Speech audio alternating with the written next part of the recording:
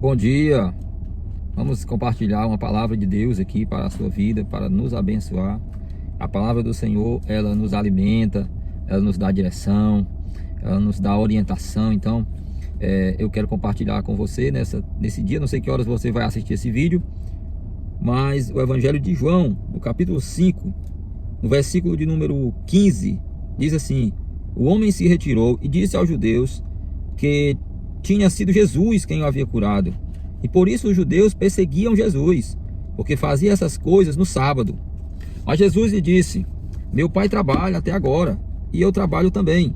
Por isso os judeus cada vez mais queriam matá-lo, porque além de desrespeitar o sábado, também dizia que Deus era seu próprio pai, fazendo-se igual a Deus. Esse texto fala ainda, da cura do paralítico, que estava ali há 38 anos, esperando um mover das águas para ser curado. E Jesus o curou, mas tinha um problema ali, que Jesus estava em Jerusalém, a Terra Santa. Jesus estava em um dia de sábado, e para os judeus, que eles guardam o sábado, o sábado ele é inviolável, né? A partir de 5h30 da tarde, os judeus, a partir de sexta-feira, 5h30 da tarde, eles começam já o seu Shabat, né? Que é o sábado, o descanso. Na lei de Moisés, o sábado ele é sagrado, né? E Jesus ele operou no sábado, curou aquele homem no sábado. Por dois motivos aqui, esse texto que a gente leu, eles queriam matar Jesus. Os judeus queriam matar Jesus, porque Jesus desrespeitava o sábado e mais, ele se auto-intitulava, né, ser filho de Deus. E não somente nessa relação de filho, mas que ele se tornava igual a Deus. Jesus dizia que as obras, né, que ele fazia eram também as obras que Deus também fazia, né? E os judeus, eles procuravam matar Jesus, é isso mesmo. Eles procuraram, durante todo o ministério público de Jesus, uma forma de eles condenarem a Cristo, mas eles teriam que ter um respaldo na lei. E por todo esse tempo, eles tentaram até que eles conseguiram, com testemunha falsa, prender Jesus e julgar, condenar, tanto no Sinédrio, como também perante a corte oficial de Roma, né? Mas enfim, o sábado, nós não temos obrigação de guardar o sábado. Para que é o sábado? Jesus ele disse em outro texto que o sábado é para o homem, né? É para o nosso descanso, e não o homem para o sábado.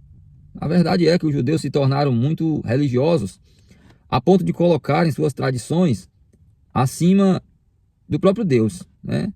No capítulo 7 de Marcos, Jesus vai criticar, o Evangelho de Marcos vai criticar a tradição dos judeus, dos anciãos, que eles colocaram a tradição acima da palavra de Deus, né? E o sábado, ele era para descanso. Não é errado guardar o sábado. Não, se pastor, eu quero guardar o sábado, não tem problema não. Guarde o sábado. Porém, não coloque isso acima da palavra de Deus, acima do princípio da vida. Jesus ele disse que num dia de sábado, se a tua ovelha cair no buraco, o teu boi cair no buraco, tu não vai lá tirar ele? Então por que a vida do ser humano ela tem que ser menos importante do que a vida de um animal?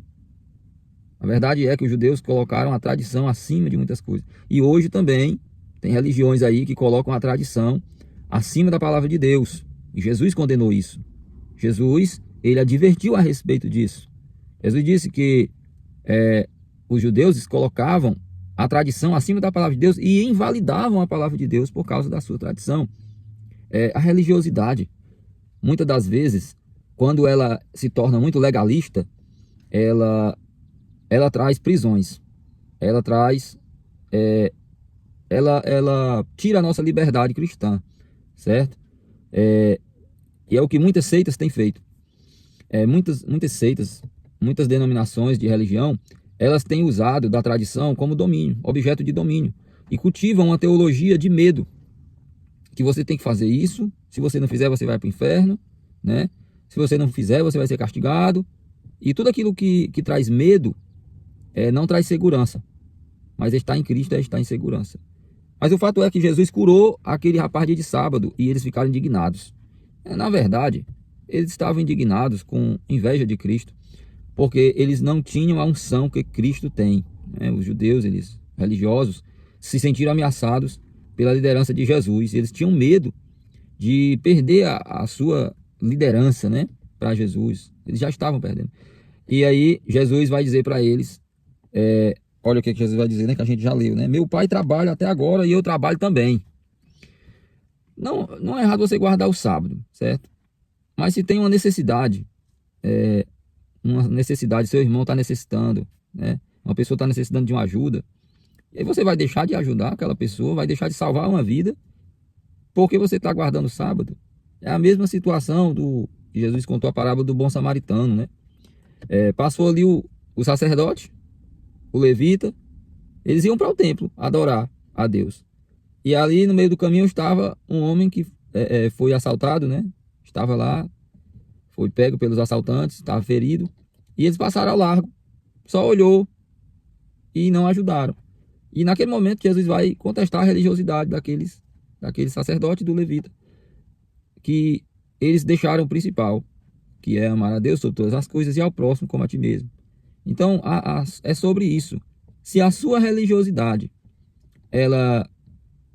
a tua tradição, a religiosidade está acima de você ajudar o próximo, de você olhar para o próximo com amor, com empatia, então essa religiosidade, ela está sendo fraca, ela não está servindo, tá certo? Qualquer tipo de religiosidade que faz você olhar para o próximo com indiferença, com rejeição. Existe aí umas religiões, umas seitas que se acham exclusivistas, né? E que desprezam as pessoas, né? Então, que evitam. Existem as pessoas que evitam outros, né? Que olham para as pessoas de forma inferior, como se fosse inferior. Isso, a religiosidade, ela, nesse sentido, ela está te tornando pior, não está te tornando melhor. Então, para os judeus, eles se tornaram muito radicais a ponto de colocar as suas práticas religiosas acima das Sagradas Escrituras, acima de Deus. Também, o sábado, não obrigatoriamente você precisa guardar o dia de sábado, mas você pode tirar o domingo para você descansar, servir a Deus, certo?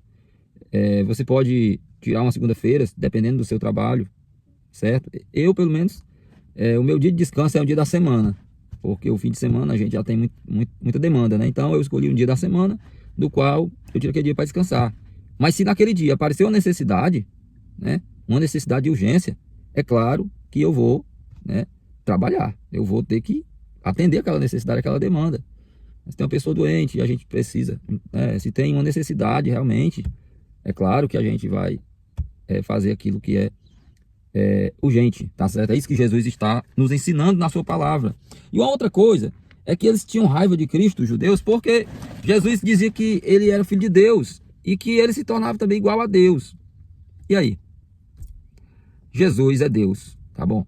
O cristianismo, ele professa que Jesus é Deus. Isso foi um grande problema lá no ano 300, no século 3, né? No ano 315, teve lá os concílios, principalmente o concílio de Nicéia, que foi aonde um bispo chamado Ário, ele levantou uma doutrina, né? A gente chama de arianismo, que ele não acreditava na divindade de Cristo.